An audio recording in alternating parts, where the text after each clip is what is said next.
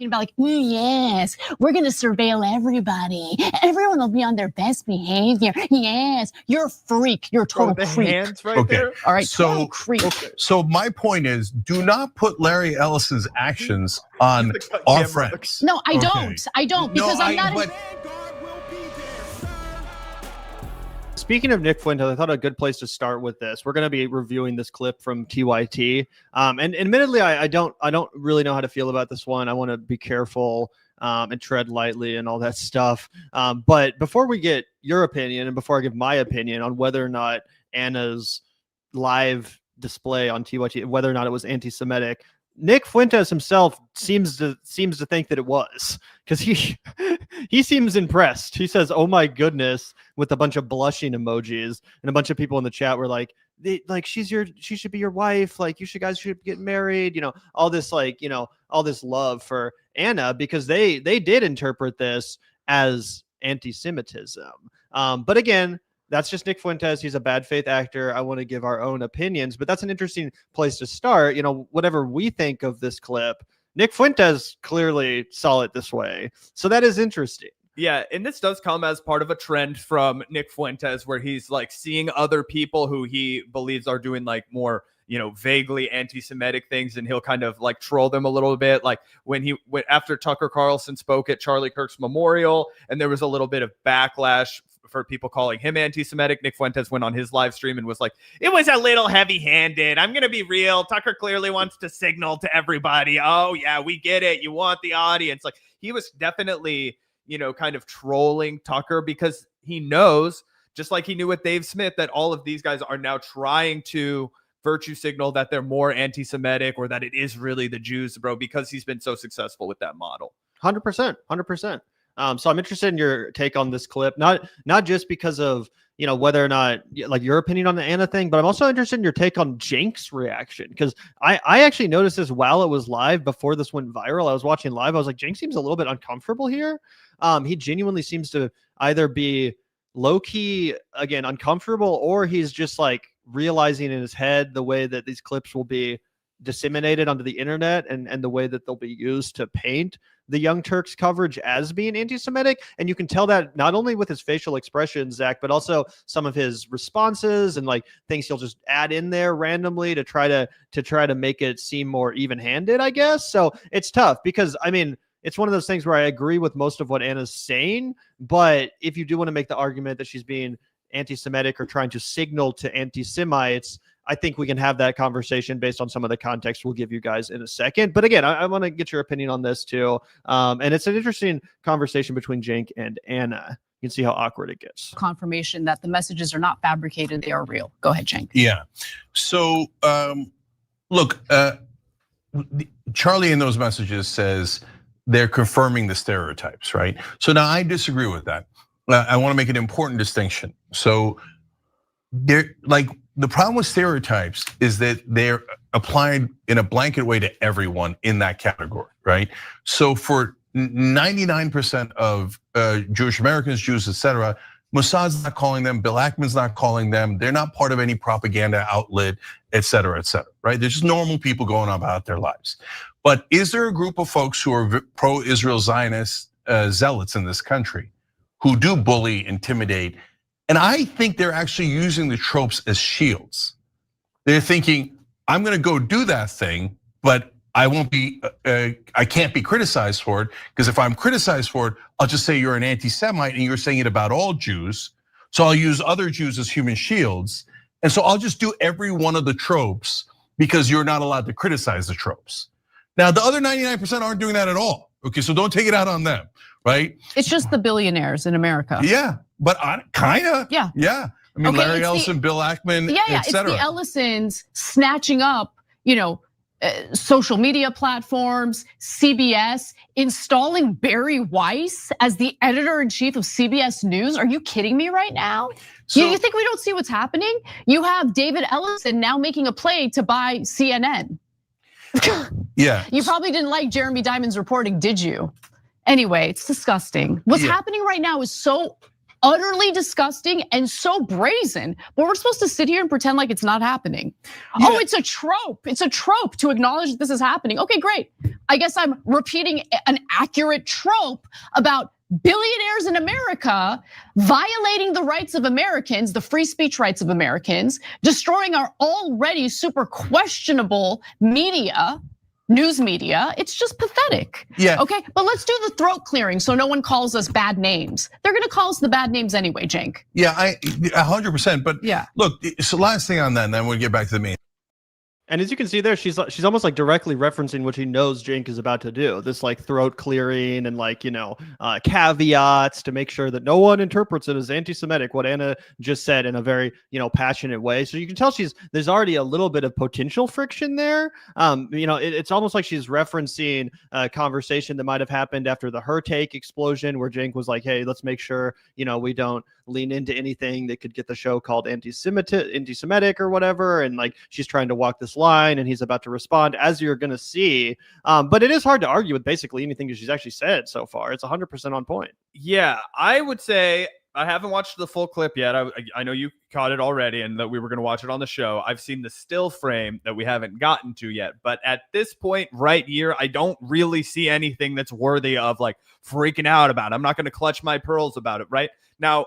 Is it eerie? Because sometimes people like Nick Fuentes, people like Dave Smith, people like Candace Owens, who do have anti-Semitism in their heart, who are hateful people, who are bigoted people, sometimes say things similar to how Anna Kasparian is saying them. Yes, and that's why I actually kind of get where Cenk's coming from, where he's like, hey, because there's so much overlap right now between these horrible bad faith actors who are trying to say exactly what we're saying, we don't want to be interpreted as one of those disgusting people. So I want to clarify that our assessment is different than theirs in the fact that it is exclusive to the actions of the Israeli government and the United States government, right? And not, some amorphous like cultural effort that's going on before our eyes. So I understand why Cenk does feel the need to do that. But at this point, I'm not personally offended by anything that's come out of Anna's mouth in this segment. Right. Right. And you guys are going to see what has most people upset here in just a second. But yeah, this is going to get a little bit awkward as, again, Cenk tries to, make sure that everyone knows that they're not anti-Semitic. And then we'll get back to the main thing. So I've talked a lot about my Jewish friends, family, etc. Your best friend's Jewish. They don't care. No, my point is, did Larry Ellison or Bill Ackman or Netanyahu call her and say, hey, are you okay with this? Larry Ellison can tell me how my ass tastes. Okay, Yeah. How about that? Yeah, all right, so- disgusting, weird Oracle founder going around talking about like, yes, we're gonna surveil everybody. Everyone will be on their bed. Okay, sorry guys, it lagged again, but let's watch that one more time because she's doing the thing now. I'm talking about like, yes, we're gonna surveil everybody. Everyone will be on their best behavior. Yes, you're a freak. You're a total creep. Look at Cenk's face while she's doing that. No, exactly. Let's do it one more time, but only watch Cenk's face this time. Look at his fun. Just the pausing right here. Just like, oh my God. And it almost looks like, I can't confirm this, but it does look like he's looking at a monitor off screen where he can see what we're all seeing on the live. That's often how it is in these studios. Like there's a smaller screen where they can watch what everyone else is seeing. So he's watching her do this live, and you can watch his face as he realizes what she's doing and how it's going to be interpreted by other people, as it already has been, which we're going to show you guys. About like, yes, we're going to surveil everybody. Everyone will be on their best behavior. Yes, you're a freak. You're a total creep. Hands right there. All right, So- total creep. So my point is, do not put Larry Ellison's actions on our friends. No, I Okay. don't. I don't, because I'm not an idiot. Okay, I don't conflate a nation state with an entire group of people who have no say in what's going on in Gaza, no say over what these disgusting billionaires in America are doing. Yeah. No, I don't conflate the two because I'm not stupid and I'm not hateful. That's exactly my point.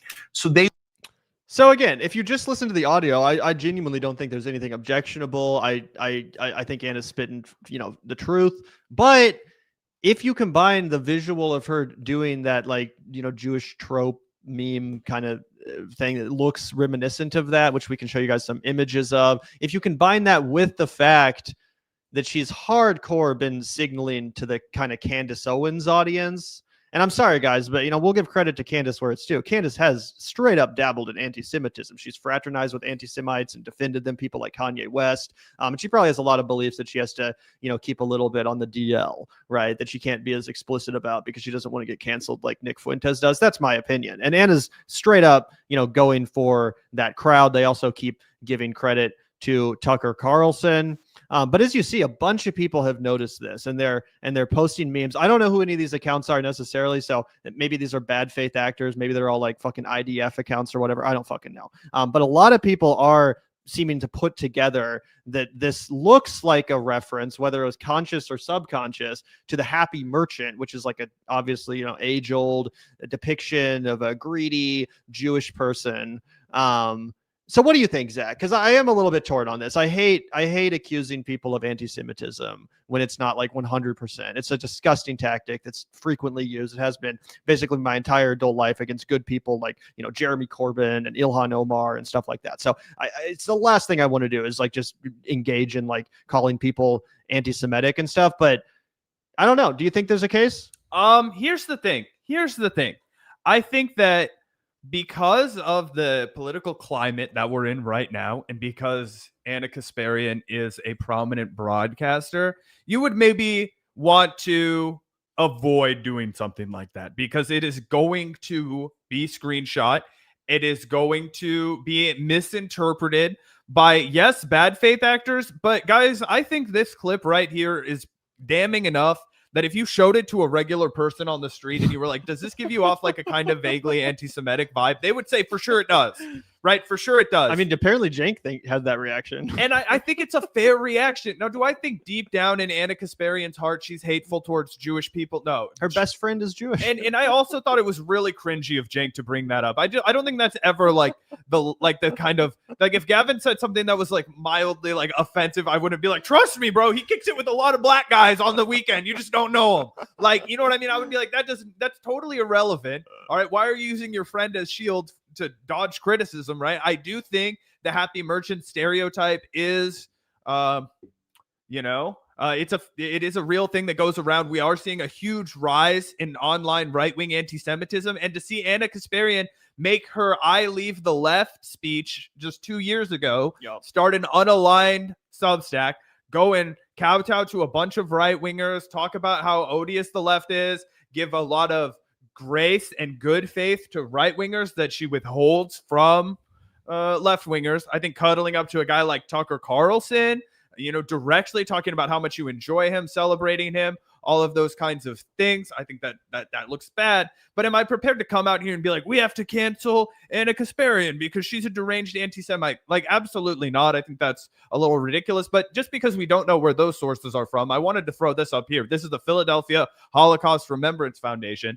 And this is the image that we're talking about right here, guys. Okay. And it is, something that is like, hundreds of years old as like an anti-Semitic trope. Right. And one of the things that, this like greedy, like all powerful, amorphous immigrant that's going to dominate you and ruin your life. And I think that because it is in a resurging time right now, and even though obviously there's so many, allegations of anti-Semitism where they're unwarranted, I still would personally probably try and avoid doing something like that. I thought it was good that Anna in the audio comes out and says, of course not, I'm not a hateful person. But you did kind of signal to those hateful people that you think they're right. And that's where I think the problem is, right? I think that the real problem is that if you watch that and you are an anti-Semite, you're going to interpret that Anna is one of us and not that Anna is somebody who's going to be an antagonist to us.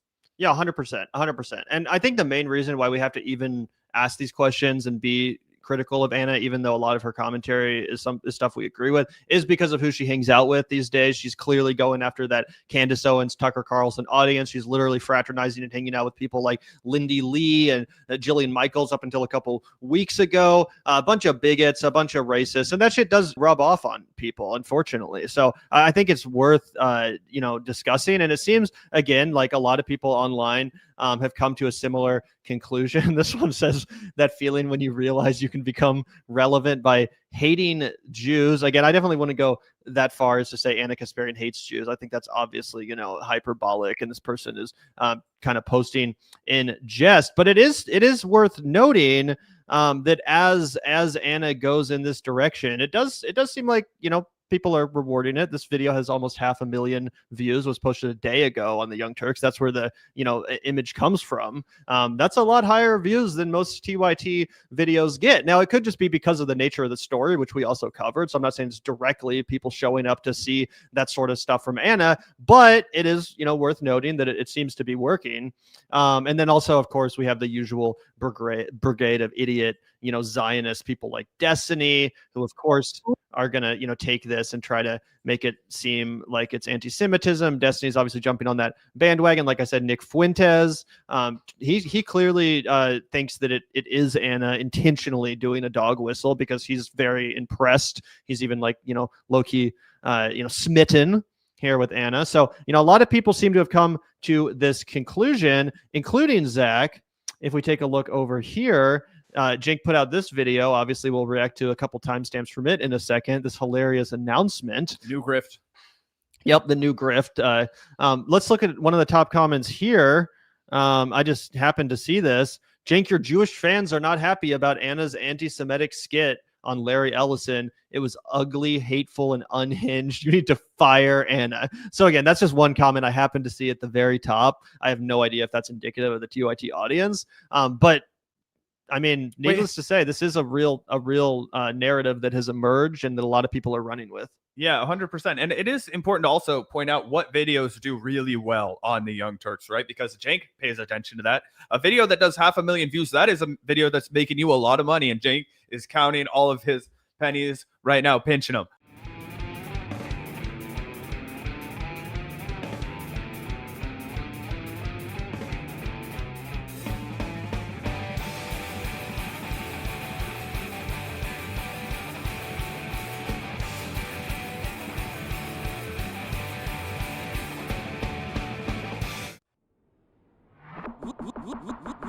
Look out the door if you hear an ambulance. The Vanguard will be there, sir. The Vanguard will be there, sir. The Vanguard will be there, sir. The Vanguard will be there. Be there.